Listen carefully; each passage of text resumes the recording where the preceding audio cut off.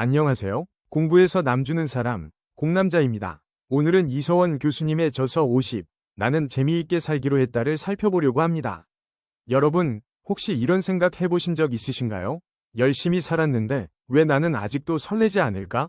이서원 교수님은 상담심리학자이자 작가입니다. 교수직을 내려놓고 강사 작가 방송인으로 살면서 세상의 정답이 아닌 나만의 이유로 채워가는 두 번째 인생을 직접 살아내고 있습니다.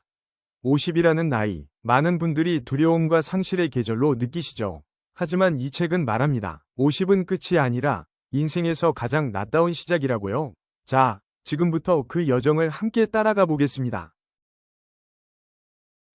한 70대 노신사가 상담실을 찾아왔습니다. 그는 이렇게 말했습니다. 결혼도 했고, 안정된 직장도 다녔고, 최고 지위에도 올랐습니다. 세상이 원하는 삶을 완벽하게 살았습니다. 그런데 왜 나에겐 평생 설레는 일이 단 한 번도 없었을까요? 나는 지금 무엇을 하고 있는 걸까요? 겉으로 보면 완벽한 삶이었습니다. 하지만 밤이 되면 혼자 창문 앞에 앉아 공허함과 싸워야 했습니다. 저자는 이것을 남의 이유로 산 삶의 청구서라고 부릅니다. 화려한 성공 뒤에 찾아오는 것은 충만함이 아니라 불면증과 공허함이었습니다. 남의 시선을 쫓아 달려온 50년. 그 끝에서 문득 돌아보니 내가 없었던 겁니다. 3. 두 가지 얼굴. 당신은 제품입니까? 작품입니까? 저자는 아주 날카로운 질문을 던집니다. 당신은 지금 제품으로 살고 있습니까? 작품으로 살고 있습니까? 제품은 세상의 규격과 기준에 나를 맞추는 삶입니다. 모두가 원하는 스펙, 모두가 부러워하는 직함, 타인의 기대에 맞춘 선택들. 공장에서 찍혀나온 박스처럼 바코드만 다를 뿐 결국 다 같은 모양입니다. 반면 작품은 다릅니다. 세상 기준으론 조금 부족해 보일 수 있어도 하늘이 내게 준 모습 그대로의 가치를 가꾸는 삶. 유일무이한 나만의 이야기. 50전까지는 어쩔 수 없이 제품으로 살아야 했을지도 모릅니다. 하지만 이제부터는 선택할 수 있습니다. 50부터는 나의 얼굴로 살아야 합니다. 4. 인생 100m 이어달리기. 저자는 인생을 100m 릴레이 경주에 비유합니다. 0세부터 50세까지 제1막.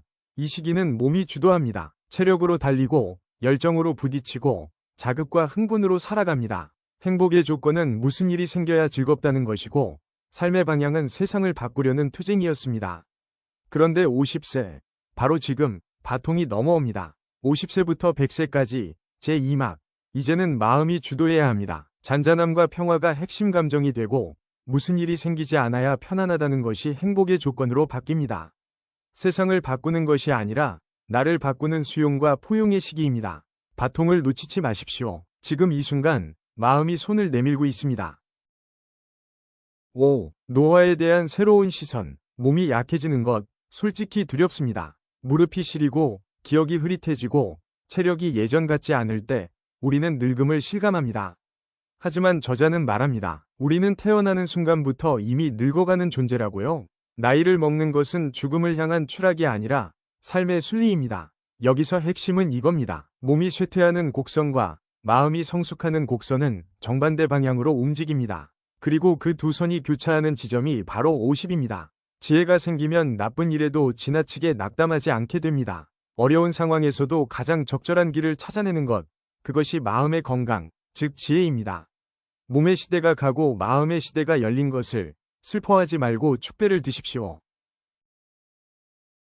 6. 은퇴라는 착각. 퇴직은 있어도 은퇴는 없습니다. 저자가 만난 두 사람의 이야기입니다. 한 명은 전직 은행 지점장.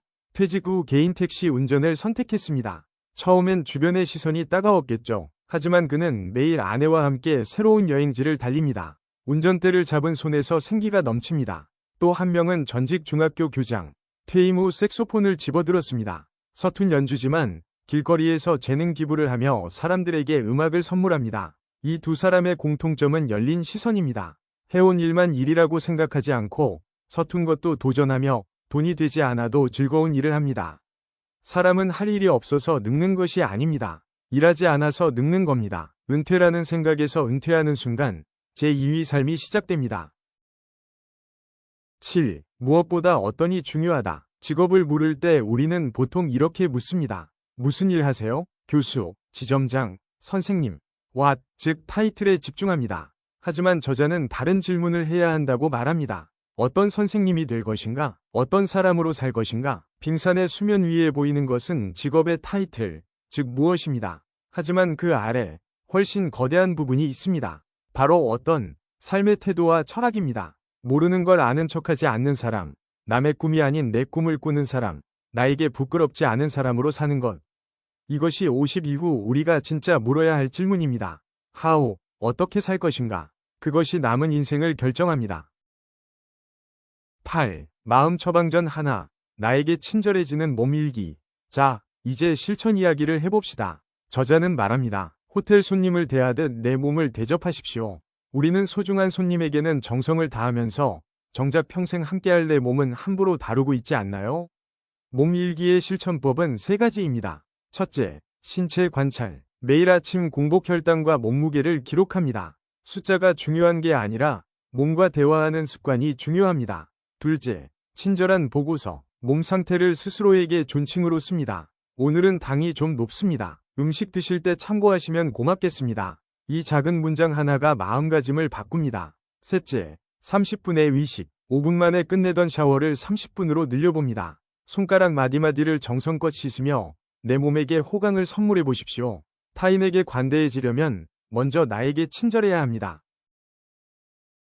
9. 마음 처방전 2. 마음의 흐름을 돕는 세권이 일기. 두 번째 처방전은 세권이 일기입니다. 첫 번째는 기념일 노트입니다. 오늘 끓인 라면이 너무 맛있었다. 이것도 기념일입니다. 거창한 사건이 아니어도 일상의 소소한 순간을 기적으로 만드는 연습입니다. 매일이 기적임을 체감하게 됩니다. 두 번째는 감사 일기입니다. 그날 가장 기분 좋았던 일 하나, 그리고 감사한 사람 하나를 적습니다. 뇌는 우리가 주목하는 것을 더 많이 만들어냅니다. 감사에 주목하면 감사할 일이 늘어납니다. 세 번째는 배움 일기입니다. 기분 나빴던 일에서 내가 배울 점을 찾아내는 것입니다. 누군가의 무례함을 보고 나는 저러지 말아야지라고 적는 순간 그 상처는 성숙의 씨앗이 됩니다. 이 세권이 일기가 매일 밤 마음의 흐름을 다듬어줍니다. 10. 마음 처방전 셋. 유령에서 벗어나 현재 살기. 저자가 상담에서 가장 많이 듣는 말이 있습니다. 과거에 이랬어야 했는데 앞으로 어떻게 될지 너무 불안해요. 그러면 저자는 이렇게 말합니다. 과거와 미래만 있고 현재가 없으시네요. 유령으로 사는 거네요. 후회는 과거로 우리를 끌어당기고 걱정은 미래로 우리를 내던집니다. 그 사이에서 현재, 즉 지금 이 순간은 사라집니다. 처방전은 단순합니다. 자려고 눈을 감을 때 후회와 걱정이 밀려오려는 그 찰나에 스스로 고개를 끄덕이며 중얼거리십시오. 현재를 살자. 트라우마는 사라지는 것이 아니라 옅어지는 것입니다. 그 과정은 오직 현재를 살 때 시작됩니다. 11. 타인에게 관대해지는 법. 저자는 말합니다. 최악의 부모는 자신의 미덕을 자식에게 통제수단으로 요구하는 부모입니다. 성실하고 똑똑한 부모가 나처럼 해라고 강요할 때 그것은 사랑이 아니라 지배가 됩니다. 가족이라도 방식이 다를 수 있습니다. 여행지에서 잠만 자고 싶은 남편과 구석구석 돌아다니고 싶은 아내. 둘 중 누가 틀린 걸까요? 아무도 틀리지 않았습니다. 그냥 다른 겁니다. 서로를 문제로 보지 않는 순간 관계는 지옥에서 천국으로 바뀝니다. 그리고 이것은 타인을 향하기 전에 먼저 나를 향해야 합니다. 내가 나 자신에게 관대해질 때 비로소 타인의 다름도 품을 수 있게 됩니다. 12. 재미있게 산다는 것의 궁극적 의미. 마지막입니다. 50. 이제 남이 쓴 공식을 따라가지 않겠습니다. 뚝딱뚝딱 나만의 공식을 만들어가는 시간입니다. 저자는 책의 마지막에 이렇게 씁니다. 재미있게 살겠다는 것은 어떻게 죽을 것인가에 대한 나의 가장 아름다운 답입니다. 인생 전반도 아름다웠습니다. 그리고 나머지 절반은 더 아름다울 수 있습니다. 그 아름다움을 만드는 것은 조건이나 환경이 아닙니다. 나만의 이유로, 나의 얼굴로 현재를 사는 것입니다. 자유란 무엇일까요? 저자는 말합니다. 자유는 자기의 이유를 줄임말이라고. 남의 이유가 아닌 나의 이유로 살 때 비로소 우리는 자유롭습니다. 50은 상실이 아닙니다. 50은 드디어 나로 살 수 있는 생애 최고의 기회입니다. 오늘도 시청해주셔서 감사합니다. 이 영상이 도움이 되셨다면 구독과 좋아요 부탁드립니다.